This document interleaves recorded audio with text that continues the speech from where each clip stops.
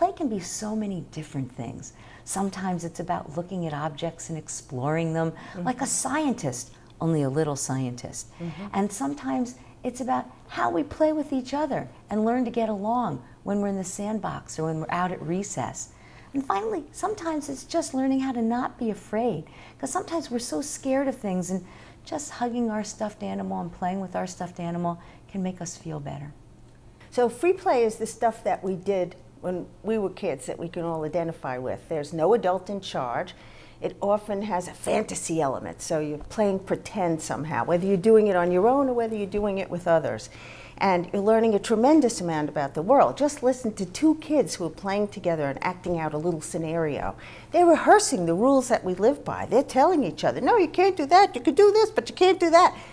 They're learning all kinds of things about how the world works through their play.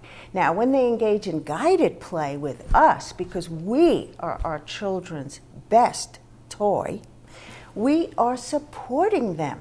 And we're helping them to discover and learn and making learning fun for them. And kids don't know the difference between play and work.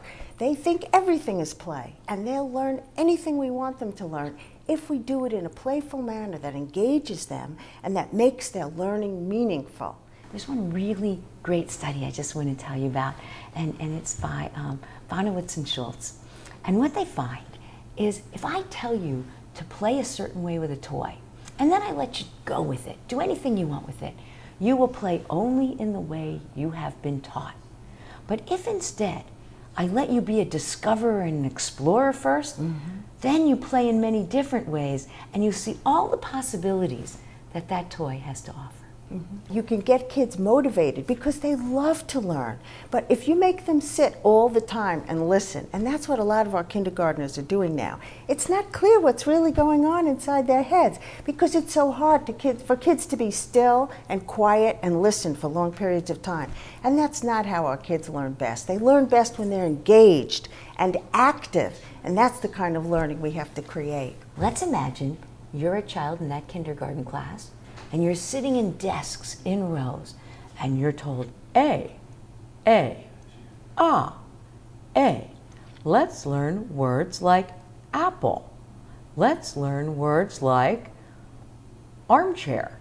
So the problem you have is that that's boring, and you'll probably never remember what the armchair is. It's sort of like for adults learning the word syzygy. What in the world does that mean, even if you memorized it for the SAT test? On the other hand, you could learn things like the big armchair that sat amidst the living room, and it was colored orange. And we needed to get it out of the living room to make room for where our puppy was going to sit. Well, now all of a sudden we're creating a story. It might even be a ridiculous story, but the armchair makes sense, and I've got to figure out how to do the math to get it out of the living room. Make it meaningful, and children will learn the words better. They'll learn literacy better, and they might even throw in a little bit of math. So when kids can be active and when they can take the learning in and operate on the materials, that's when it really sticks and they learn best. But let me take you just a little bit older, because I want to go into middle school, where children today are now learning about engineering by working with Play-Doh. And they're recognizing what kind of force you can put on the top of a roof so that it won't collapse, and how you make it sturdier. Or let's go into high school where we can talk about playing in science, because that's playful and engaged too.